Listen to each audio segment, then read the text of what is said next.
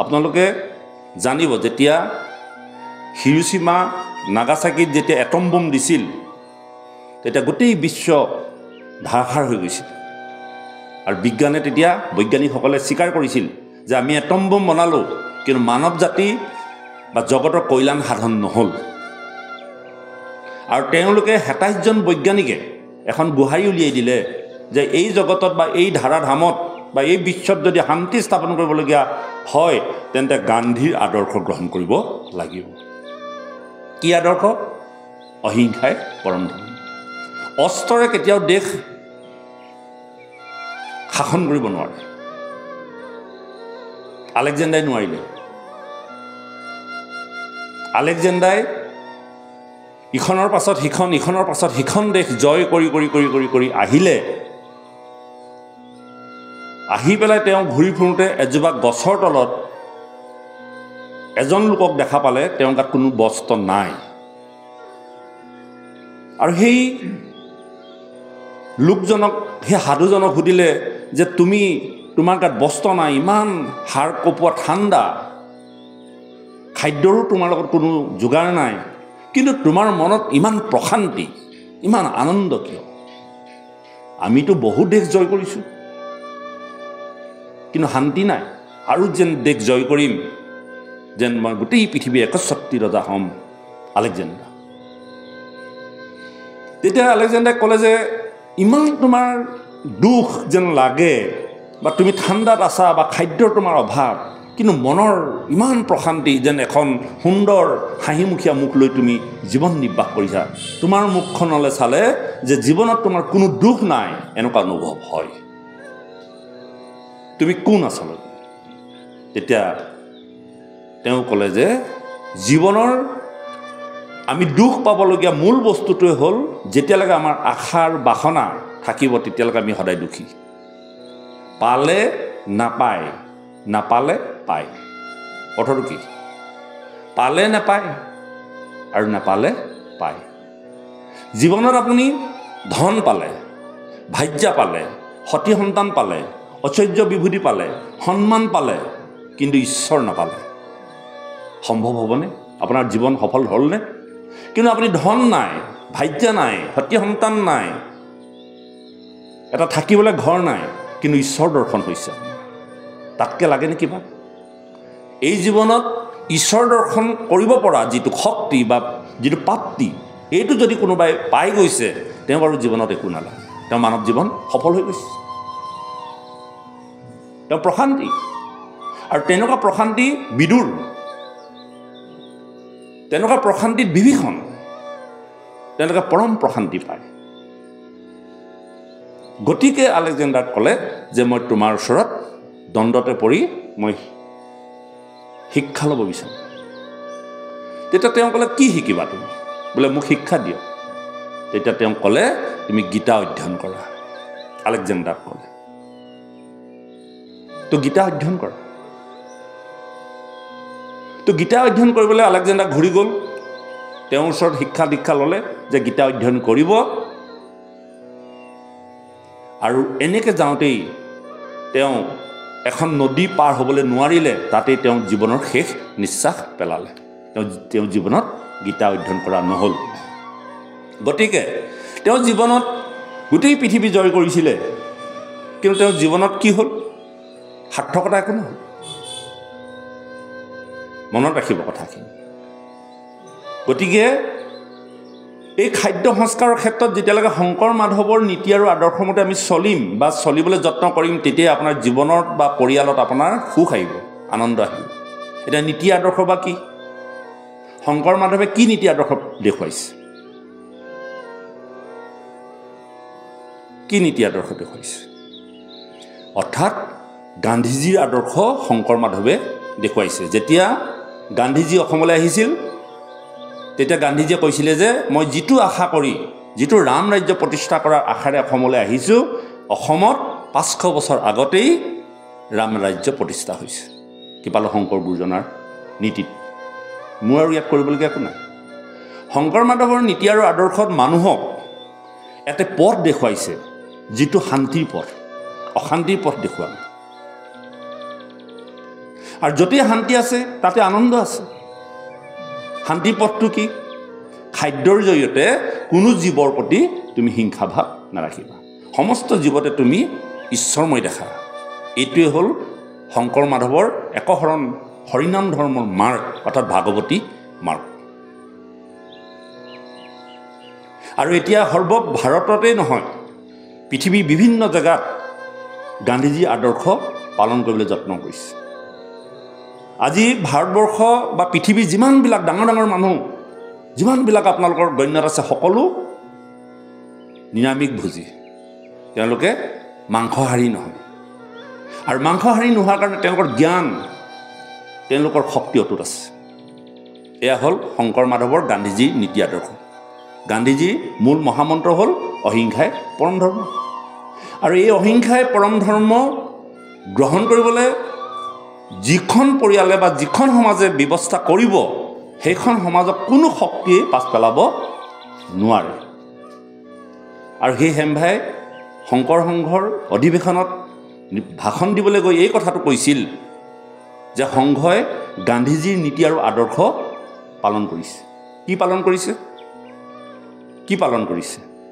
অসমত শংকৰ সংঘৰ অনুষ্ঠানটোৰ বাদে যুৱশক্তিক একত্ৰ কৰি তেওঁলোকৰ চকুত চকু পানী উলিয়াব পৰা ব্যৱস্থা কেৱল শংকৰ সংঘই কৰিব পাৰিছে, আৰু কোনো কৰিব পৰা নাই। আজি আমি দেখিছোঁ বিভিন্ন অনুষ্ঠানবিলাকত বয়সস্থ মানুহখিনিৰ বাদে ডেকা জীয়ৰীক গোটাব নোৱাৰে, যিখিনি উঠি অহা নৱপ্ৰজন্ম। কিন্তু আজি অসমৰ নহয়, ভাৰতবৰ্ষৰ এটা বলিষ্ঠ সংগঠন শংকৰ সংঘত কিন্তু সমস্ত যুৱক যুৱতীক একত্ৰ কৰি তেওঁলোকৰ চকুত চকু পানী উলিয়াই দিছে। কেনেকৈ? আপোনালোকে দেখিছে এইবিলাক কথা। তালৈ যাবই তেওঁলোকে, অনুষ্ঠান পাতিলে তেওঁলোকক এইটো বাধ্য কৰাইছে। কিন্তু সেই সংঘটোৰ দুটা ভাগ আছে। এটা ভাগ অহিংসা নীতিৰে চলা, নিৰামিষভোজী, আৰু এটাই বিয়া বাৰু অনুষ্ঠানত মাছ চাছ নিদিয়ে, কিন্তু ওচৰৰ ঘৰত দিয়ে। এইটো হেমভাই সেই বক্তাক কোৱা। যদি অনুকূল ধৰ্মৰ লোকসকলে নহৰু আদা খালেও যদি তালৈ যাব নোৱাৰে, ব্ৰহ্মকুমাৰী গোটেই অকল ভাৰতবৰ্ষ নহয়, পৃথিৱীজুৰি অনুকূল ধৰ্ম, পৃথিৱীজুৰি ব্ৰহ্মকুমাৰী। আপোনালোকে এইবিলাক টিভি চালে বা অন্যান্য কিতাপ পত্ৰ পঢ়িলে গম পালেহেঁতেন। গতিকে এইখিনি কথা নাজানিব যে ব্ৰহ্মকুমাৰী অনুষ্ঠানটো কি। আপোনালোকে ৰচুন পিঁয়াজ খালেও আপুনি তালৈ প্ৰৱেশ কৰিব নোৱাৰে। আৰু সেই অনুষ্ঠানবিলাক অকল ভাৰতবৰ্ষৰ নহয়, অসম নহয়, গোটেই বিশ্বতে আছে। আৰু তেওঁলোকে সেইটো ধাৰা ধৰি ৰাখিছে। তেওঁলোকৰ মাজততো বিভেদ হোৱা নাই। আজি যিসকল অনুকূল ধৰ্মৰ মানুহ, তেওঁলোকে ৰাধা পিঁয়াজো নাখায়, আৰু খালে তালৈ যাবও নোৱাৰে। ইমান কটকটীয়া। কিন্তু সংঘৰ নিচিনা এটা শক্তিশালী সংগঠনত সেই নীতিটো প্ৰয়োগ কৰিছে যদিও তেওঁলোকে কি কৰিছে, দুমুখীয়া নীতি গ্ৰহণ কৰাৰ কাৰণে আজি অসমত তেওঁলোকক সমালোচনা কৰিবলৈ তোলপাৰ লাগিছে। প্ৰধান কাৰণ মই কোৱা কথা নহয়, কিন্তু হেমভাই কৈ আছে, মই ভাষণ শুনিছোঁ, সেইকাৰণে মই আজি স্পষ্টভাৱে আপোনাৰ সবৰ আগত ক'ব পাৰিছোঁ। গতিকে যিদিনাই গান্ধীজীৰ সেই নীতি আদৰ্শ কটকটীয়া সংবিধানৰ নীতিত যদি কৰি দিব, সেইদিনাই সেই সংগঠন কমি নাযায়, বাঢ়ি যাব। আপোনালোকে হয়তো ভাবিছে এই কথাবিলাক আকৌ কেলৈ উপস্থাপন কৰি আছে। আমিতো এইবিলাক ভাল নাপাওঁ, কাৰণ আমি সদায় এইটো কৰি আছোঁ, আৰু এইটো কৰিবলৈ পালে বা ক'লে আমাক বেয়া লাগে। কিন্তু এইটো কথা ঠিক, যেতিয়ালৈকে হিংসা নীতি থাকিব, যেতিয়ালৈকে জীৱৰ ওপৰত ক্ৰোধ থাকিব, তেতিয়ালৈকে কিন্তু ধৰ্ম পালন নহ'ব। এইটো একদম আজি তাৰিখতে লিখি থৈ দিয়ক। যিখিনি কৰিছে এনেই কৰি আছে, এনেই কৰি আছে। দেহ শুদ্ধিয়েই নাই। যিটো দেহত শুদ্ধতা নাই, যিটো স্থানত শুদ্ধতা নাই, যিটো মন্ত্ৰৰ শুদ্ধতা নাই, সময়ৰ শুদ্ধতা নাই, তেনে শুদ্ধতা নথকাত কেতিয়াও আপোনাৰ চাৰি পুৰুষাৰ্থৰ ধৰ্ম সাধন নহয়। এইটো কৰিবই লাগিব, কৰিবই লাগিব। গতিকে খাদ্য সংস্কাৰ লাগিব। আৰু খাদ্য সংস্কাৰ নহ'লে আজি সংঘত কি হ'ল, অনুষ্ঠানবিলাকত নিদিয়ে, ভিতৰি ভিতৰি খায়, আৰু মানুহে ক'বলৈ আজি সুযোগ পাইছে। ঠিক তেনেকৈ আমাৰ সমাজবিলাক ব্যৱস্থাটো যদি আমি দেখুৱাই কওঁ এটা, লুকুৱাই যদি কৰোঁ এটা, তেতিয়াহ'লে আমাকো থুৱাই দিব। চোৱাই দিম। প্ৰথম মনত ৰাখিব এটা কথা, মই বৰ বৃহত্তত্বভাৱে কথাখিনি কৈছোঁ, কাৰণ আমাৰ মুখবোৰ দুমুখীয়া হৈ গ'ল নহয়। আমি ভাগৱত পঢ়িছোঁ, ভাগৱতলৈ আহোঁ, ভাগৱতে কৈ আছে। তাৰপাছত আমি কি কৰোঁ? কিয় নোৱাৰোঁ? মই এই কথাটো বুজি নাও, কিয় নোৱাৰোঁ আমি? আমাৰ নোৱাৰা কাৰণ কি? আমি তেতিয়াহ'লে ভাগৱত শুনা নাই নেকি? নে এনেই আমি এইবিলাক মানুহক দেখাই আছোঁ? অলপ গভীৰকৈ চিন্তা কৰক কথাটো। ল'ৰা ধেমালি নহয়, ল'ৰা ধেমালি কৰোঁতেই বয়স গুচি গ'ল। মহাত্মা গান্ধীক মহাত্মা উপাধিটো কোনে দিছিল? তেওঁ লৈছিলে নেকি? নাই লোৱা নহয়, ৰবীন্দ্ৰনাথ ঠাকুৰে দিছিল মহাত্মা। আৰু মহাত্মা গান্ধী জীয়েক মনুমতীক কৈছিল, ঐ তই মোক মহাত্মা বুলি নকবি, আৰু মানুহবোৰক কৈ দে, বুজাই দে যে মহাত্মা ক'ব নালাগে। কিয়? নিজৰ জীয়েকক কৈছে যে তই মহাত্মা বুলি মোক নকবি, ককাকক মহাত্মা বুলি নকবি। মানুহবোৰে কৈছে, আৰু মানুহবোৰক বুজাই দে যে মোক মহাত্মা ক'ব নালাগে। কিয়? গান্ধীজীৰ কথা এইবিলাক। গান্ধীজীয়ে কৈছিল যে মোৰ মৃত্যুৰ সময়ত যদি মই ভাৰত মাতা বুলি, দেশ বুলি, জাতি বুলি যদি মই উচ্চাৰণ কৰি মৃত্যুবৰণ কৰোঁ, তেন্তে মোৰ মুখত থুৰিয়াই দিবি, কাৰণ মই মহাত্মা নহয়, তেতিয়া দুৰাত্মা। আৰু যদি কেনেবাকৈ মৃত্যুৰ সময়ত হে কৃষ্ণ বাসুদেৱ, হে ৰাম বুলি যদি মই মৃত্যুবৰণ কৰোঁ, সেই দিনাৰ পাছত মোক মহাত্মা বুলি মাতে। মহাত্মা উপাধিটো আগতীয়াকৈ নহয়, এইবোৰ লিখি থোৱা আছে গান্ধী প্ৰাৰ্থনাত। আগতে ৰেডিঅ'ত গান্ধী প্ৰাৰ্থনা দিছিল, গান্ধী প্ৰাৰ্থনা দিছিল, থুৰিয়াই দিবলৈ কৈছে। আমি আমাৰ ফাইনেল পৰীক্ষাটো আছে, আৰু সেই ফাইনেল পৰীক্ষাত যিদিনাখনি পাছ কৰিম, সেইদিনাখনিয়ে প্ৰকৃততে আমি ভকত নে আমি ধৰ্ম সাধন কৰিলোঁ নে ওলাব। গতিকে মহাত্মা গান্ধীয়ে কৈছিল যে মই যদি মৃত্যুৰ সময়ত মোৰ জাতি, মোৰ ভাৰত, মোৰ বন্ধু, মোৰ ইতৰাষ্ট্ৰ বুলি কৈ যদি মই মৰোঁ, তেন্তে মোৰ মুখত থুৰিয়াই দিবা, মই দুৰাত্মা। আৰু যদি কেনেবাকৈ ঈশ্বৰৰ নাম উচ্চাৰণ কৰি যদি মই মৃত্যুবৰণ কৰিছোঁ, তেন্তে সেই দিনাৰ পাছৰ পৰাহে তুমি মোক মহাত্মা বুলি ক'বা। আৰু মহাত্মা গান্ধীয়ে ৰাম কৃষ্ণ উচ্চাৰণ কৰি মৃত্যুবৰণ কৰিছে। আৰু এই কথাখিনি সেই ফাইনেল পৰীক্ষাত দিবলৈ যাওঁতে আজিৰ তাৰিখে বা আপুনি বাহিৰত যিমানেই সুন্দৰ সুন্দৰ পোচাক পিন্ধি পেলাই আপুনি ভকতৰ ৰূপ নেদেখুৱাওক, কিন্তু ভিতৰি আপুনি যিখিনি ভাবি আছে, সেই ভাৱনাখিনি কিন্তু আপুনি ফাইনেল পৰীক্ষাত উত্তৰ লিখিব। প্ৰত্যেকজন মানুহে বাহিৰৰ পৰিৱেশতকৈ ভিতৰত এটা কথা ভাবি থাকে। মই যদিও কথাখিনি আপোনালোকৰ আগত কৈ আছোঁ, আপোনালোকে ভিতৰে এটা কথা ভাবি আছে, কিন্তু মোক ক'ব নোৱাৰে। কেলৈ ক'ব নোৱাৰে? কথাটো হয়, পালনহে নকৰে। কথাটোতো হয়, নহ'লে মনে মনে নাথাকিলেহেঁতেন, কিন্তু ভিতৰি এইটো পালন কৰিব নোৱাৰে। কেলৈ নোৱাৰে জানেনে? আপোনাৰ ইন্দ্ৰিয় কণ্ট্ৰল কৰিব লাগে নহয়, জিভাখনক আপুনি নিয়ন্ত্ৰণ কৰিব নোৱাৰে। বয়স হ'ল, দাঁত সৰিলে, কিন্তু আপুনি নিয়ন্ত্ৰণ কৰিব নোৱাৰে। যদি আপুনি জিভাখনেই নিয়ন্ত্ৰণ কৰিব নোৱাৰে, আপোনাৰ পৰিয়ালটো কেনেকৈ নিয়ন্ত্ৰণ কৰিব, সমাজ কেনেকৈ নিয়ন্ত্ৰণ কৰিব? আপুনি সমাজৰ এজন আগশাৰী হৈ আপুনি সমাজ কেনেকৈ আগুৱাই লৈ যাব?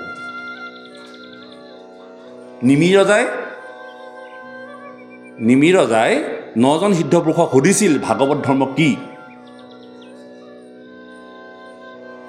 নিজে আচৰি আনক শিকায়, এহিহে ভাগৱতৰ ধৰ্ম জানা নিমিৰাই। আপুনি আচৰি আনক শিকায়, আপুনি প্ৰথমতে আচৰণ কৰি ল'ব লাগিব, তাৰপাছত আপুনি আনক শিকাব লাগিব। সেইটোৱে ভাগৱত ধৰ্ম। কোনে কৰিছিল? প্ৰহ্লাদে কৰিছে ভাগৱত ধৰ্ম গ্ৰহণ, নিজে কৰি দেখুৱাইছে। আৰু আমি সমাজৰ নীতি আদৰ্শত নামৰ পাছত সিদ্ধমুঠিত আমি মাছ মাংস নিদিওঁ, কিন্তু ইভাগে আমি ডকচি খাওঁ। কোন দেশৰ কথা এইবিলাক? মনত ৰাখিব কথাটো, যাতে এই প্ৰভাৱবিলাক যাতে আনৰ পৰা নাহে, ভৱিষ্যতে যাতে তেনেকুৱা প্ৰশ্নৰ সন্মুখীন আপোনালোকে হ'ব লগা নহয়। এই কথাটো মই দৃঢ়তাৰে কৈছোঁ, সন্মুখত ভাগৱত ৰাখিব। নীতি আৰু আদৰ্শ আটাইতকৈ জীৱনৰ ডাঙৰ বস্তু। আজি নীতি আদৰ্শৰ প্ৰতি আমি গুৰুত্ব নিদিয়াৰ কাৰণে প্ৰত্যেক দিনে প্ৰত্যেক মুহূৰ্তে আমি লাঞ্ছিত বঞ্চিত হৈ আছোঁ। আপোনাক ল'ৰাই অপকাৰ কৰে, আপোনাৰ সমাজে অপকাৰ কৰে, আপোনাৰ বাজ্যাই নামানে। ইয়াৰ কাৰণ আন নহয়, আপুনি আৰু মই। ধৰ্ম কৰিবলৈ গ'লে দৃঢ়তা লাগিব, আপোচ নহয়, আপোচ নহয়, কম্প্ৰমাইজ নহয় ধৰ্মত। মনত ৰাখিব দেই বাপ সমস্ত। হ'ব দে চলাই দিম আৰু, এইবোৰ ধৰ্মত নাই। ধৰ্মত দৃঢ়তা। এই যে ধৰ্মধ্বজাখন উত্তোলন কৰোঁ, সেই ধৰ্মৰ দণ্ডডাল দেখিছেনে কেনেকৈ খাৰা হৈ আছে? তেনেকৈ খাৰা হৈ থাকিব লাগিব আপুনি আৰু মই। নামঘৰত আহোঁ, নামঘৰত কওঁ, নাম গাওঁ তাল ফালি ফালি, সি ডিঙি সি ফুলাই ফুলাই, ভাগৱত কওঁ, আৰু তলে তলে এইবিলাক। আমাৰ যে ল'ৰা ছোৱালীবিলাক বেয়া হৈছে কাৰণ কি জানেনে? আপোনালোকে যে অন ব্ৰহ্ম বুলি কৈ যে খুব ধুনীয়াকৈ সুন্দৰকৈ গায়, আশীৰ্বাদটো দিয়ে, বৰ ভাল লাগে, শুনিও ভাল লাগে। কিন্তু অন ব্ৰহ্ম মানে কি? জানেনে কোনোবাই তত্ত্বটো? জানে অন ব্ৰহ্ম মানে কি? কিয় অন ব্ৰহ্ম বুলি ক'ব লগা হ'ল? ইয়াৰ তাত্ত্বিক বিশ্লেষণ কেতিয়াবা উপলব্ধি কৰিছেনে? কিন্তু আনক শুনি পেলাই কথাবিলাক খুব সুন্দৰকৈ মুখস্থ কৰি গাই থাকে। কৈ দিছোঁ শুনক। আমি কৈ থকাখিনিয়ে ভাগৱত কথা। ভাগৱতখন পঢ়িলে ভাগৱত কথা নহয়। আমাৰ যে সতী সন্তানবিলাক কেলৈ বেয়া হৈছে, ইয়াৰ উপায়বিলাক আমি এতিয়া বহু কিতাপ পঢ়িছোঁ, বহু ধৰণৰ কথা জানিবলৈ যত্ন কৰিছোঁ, দিনে ৰাতি সেইখিনিকে কৰি আছোঁ সাধনা। আমাৰ জীৱবিলাক যে মৰে, জীৱন মানে জীৱন, সফল জীৱন কোনটো? মৃত্যুৰ পাছৰ পৰা যিটো জীৱন হয় সেইটো জীৱনেই সফল জীৱন। অৰ্থাৎ মৃত্যু নামৰ যদি সংস্কাৰটো হৈছে, সেইদিনাৰ পৰা যিটো জীৱন আৰম্ভ হ'ল সেইটোহে আপোনাৰ সফল জীৱন। এতিয়া মৃত্যু নামৰ জীৱনটোত, অৰ্থাৎ যিটো আমাৰ ফাইনেল পৰীক্ষা, এই ফাইনেল পৰীক্ষাৰ পাছৰ পৰাহে আমাৰ জীৱন আৰম্ভ হ'ব। মই এইখিনিতে সেইটো কথা ক'মগৈ বাৰু, ব্ৰহ্ম জীৱবিলাক কেনেকৈ থাকে। এই যে আপুনি মই আজি যে ইয়াত আছোঁ বা ভাগৱত শুনিছোঁ বা কীৰ্তন কৰিছোঁ, আজিলৈকে আমি যিমানখিনি সাধনা কৰিলোঁ, আপোনালোকে ভাবিব নেকি যে আমাৰ এই সাধনাবিলাক এনেই গৈছে? নাই যোৱা। মই মৃত্যুৰ আগমুহূৰ্তলৈকে যিমানখিনি কৰ্ম আগবঢ়াম, জগতৰ কল্যাণৰ সংস্কাৰী কৰ্ম, আৰু সেইদিনাই যেতিয়া মই মৃত্যুবৰণ কৰিম, আৰু মৃত্যুৰ পাছত মই পাছলৈ নাহোঁ, সেইখিনিৰ পৰা আকৌ সিখন ঘৰত আৰম্ভ হ'ব। মনত ৰাখক। আপুনি যদি আজি নামঘৰলৈ আহিছে, এষাৰ নাম গাইছে, ভাগৱতলৈ আহিছে, এই কৰ্মফল আপোনাৰ অৰ্থলৈ নাই যোৱা। আপুনি যদি আজি কাইলৈ গৈ হঠাৎ ঢুকাই গ'ল, হয়তো আপুনি ভাবিছে যে মোৰ জীৱনৰ সাধনাখিনি থাকি গ'ল নেকি? নাই থকা। আপোনাৰ সেইখিনিৰ পৰা সিটো জন্মত আকৌ আৰম্ভ হ'ব, যিহেতুকে জীৱৰ মৃত্যু নাই। আপুনি অকল দেহটোহে সলাব। এই জীৱটোৱে সিমানখিনিলৈকে তেওঁ আগবঢ়াই থ'লে। প্ৰত্যেকজনে এটা কথা উপলব্ধি কৰক, আপোনালোকৰ পৰিয়ালটো আপোনালোকে আজিলৈকে যিমানখিনি সাধনা কৰিছে সিমানখিনি আগবঢ়ালে, মৃত্যুৰ পাছত সেইখিনিৰ পৰা আৰম্ভ হ'ব। তাৰমানে জীৱটোৱে যেনেকৈ ভাবিব তেনেকৈ আকৌ তেনেকুৱা এটা পৰিয়ালত থিতাপি ল'ব। এই যে আমাৰ পৰিয়াললৈ যে সন্তানবোৰ যে আহিছে, আপুনি ভাবিছে নেকি যে আপুনি জন্ম দিব পাৰে? জীৱক কোনোবাই জন্ম দিব পাৰে নেকি? জীৱ জন্মই হৈ আছে। জীৱক কোনেও জন্ম দিব নোৱাৰে। মাত্ৰ জীৱ ভগৱন্তৰ লীলাৰ কাৰণে পঠিয়াই জগতলৈ। এই জগতত জীৱ দুই প্ৰকাৰ।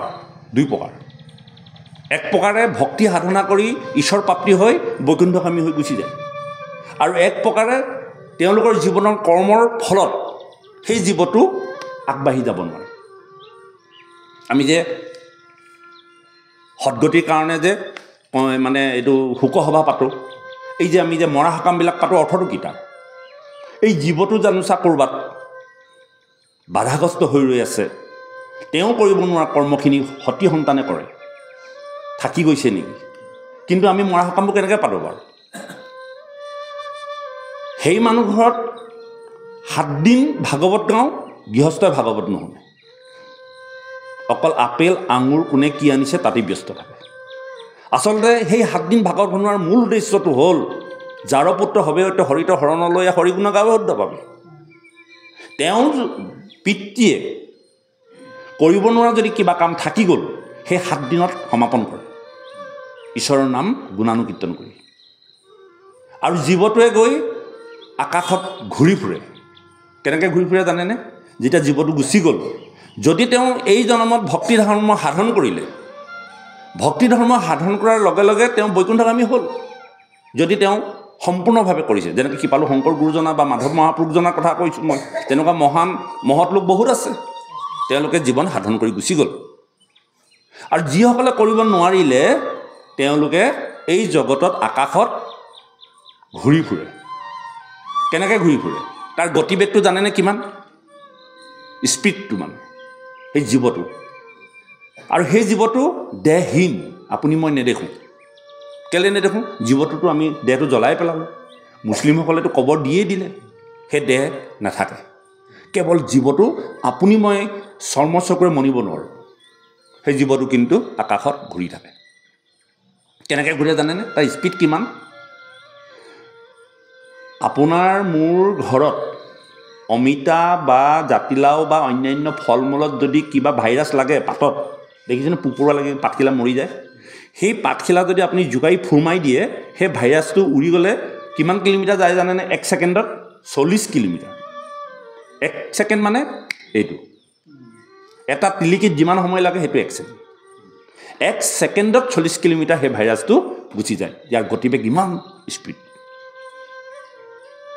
চাইনাত COVID-19 হৈ গ'ল আমি পালোঁ তাৰ প্ৰসাদ এতিয়া আকৌ নতুন কিবা এটা ওলাইছে সেইটো আহিব সাৱধান থাকক আকৌ হৈছে বেলেগ আৰু চাইনাতে উৎপন্ন হৈছে কেলৈ উৎপন্ন হৈছে মাংসহাৰী অত্যন্ত মাংসহাৰী আজি বিশ্বৰ কাৰণে চাইনা হ'ল এক মানে ভয়াৱহ দেশ তাতেই সমস্ত ভাইৰাছবিলাক উৎপন্ন হৈছে যে কি নহওক সেই 40 কিলোমিটাৰ বেগত যেনেকৈ ভাইৰাছটো গুচি যায় তেনেকৈ আমাৰ দেহ এৰি জীৱটো আকাশত কিমান স্পীডত ঘূৰে তাৰ এটা হিচাপ উলিয়াইছে চান্দোগ্য উপনিষদত এইবিলাক কথা আছে চান্দোগ্য উপনিষদৰ কথা কৈ আছোঁ আপোনালোকে উপনিষদ দেখা নাই মোৰ ওচৰত আছে 107খন উপনিষদ আছে মূল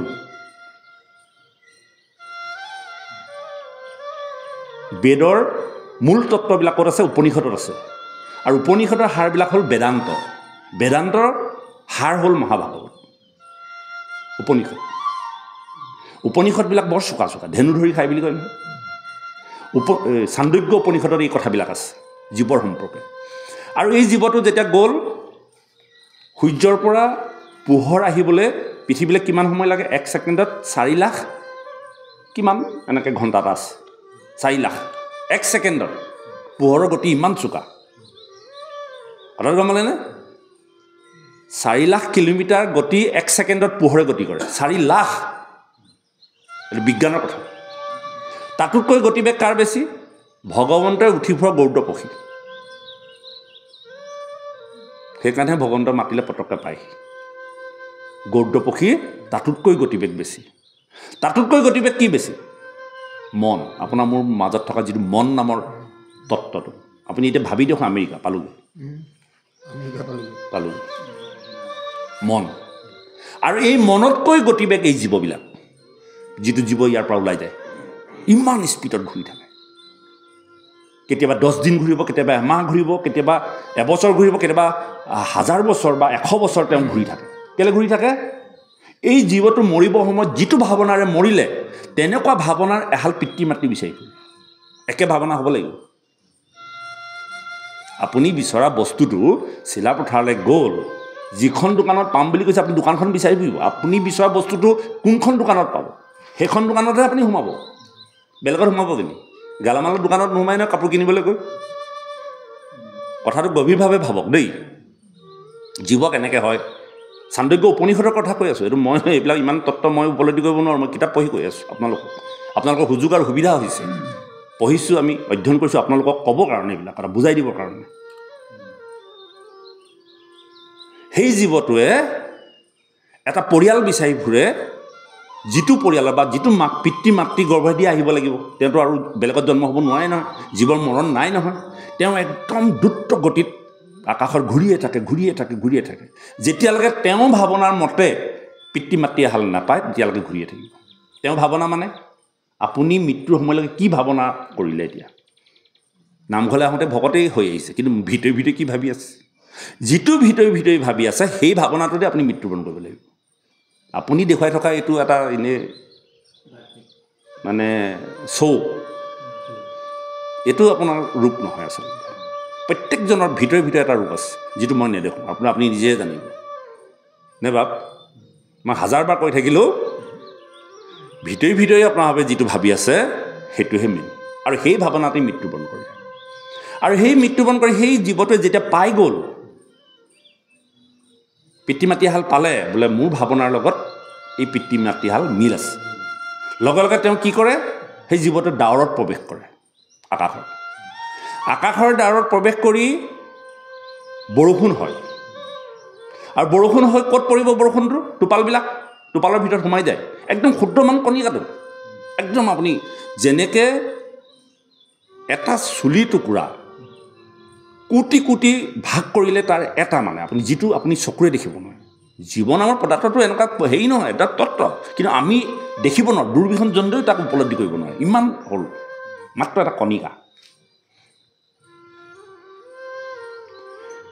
ডাৱৰত প্ৰৱেশ কৰে আৰু ডাৱৰৰ বৰষুণ লৈ সেই পিতৃ মাতৃহাল যিখন ঘৰত আছে তাত সেই টোপালবিলাক পৰিব